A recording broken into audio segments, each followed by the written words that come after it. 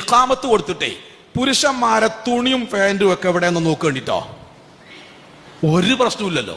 എന്തെങ്കിലും പ്രശ്നം ഉണ്ടോ? നെരിയാണ്ടെങ്കിൽ പെടുത്താൽ എന്ത് പ്രശ്നം? എന്നാൽ അള്ളാഹ് റസൂൽ എന്താ പറഞ്ഞത്? നാളെ പരലോകത്ത് 3 വിഭാഗത്തോട് അള്ളാഹു അവരെ തിരിഞ്ഞു നോക്കൂല, അള്ളാഹു അവരോട് സംസാരിക്കൂല, അള്ളാഹു അവരെ ശുദ്ധീകരിക്കൂല. ഇത് നിസ്സാരമാണോ സഹോദരന്മാരെ?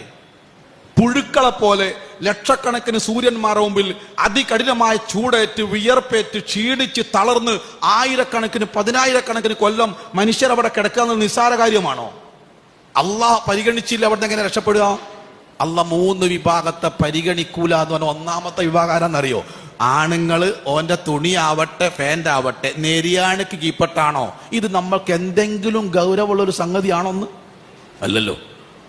ഗവൺമെന്റ് പറഞ്ഞാലോ റെഡിയാണ്. എന്താ ഇപ്പൊ അടുത്തടുത്ത് ക്യാമറ വെച്ചല്ലോ എല്ലാ സ്ഥലത്തും. പിന്നെ നമ്മൾ എവിടൊക്കെ ക്യാമറ എന്ന് പഠിച്ചില്ലേ? എവിടൊക്കെ ക്യാമറ എന്ന് പഠിച്ചില്ലേ? ആ പോണതിന് മുമ്പ് എടുത്തിട്ടില്ലേ? 500 റുപ്യന്റെ വില അള്ളാന്റെ കൽപ്പനക്കില്ലേ? ഇവരാണോ റദീതു ബില്ലാഹി റബ്ബൻ എന്ന് പറയുന്നത്?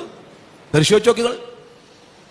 അള്ളാഹ് വിരോധിച്ച കാര്യങ്ങൾ എത്ര നിർബാധം നടക്കും നമ്മുടെ ജീവിതത്തിൽ.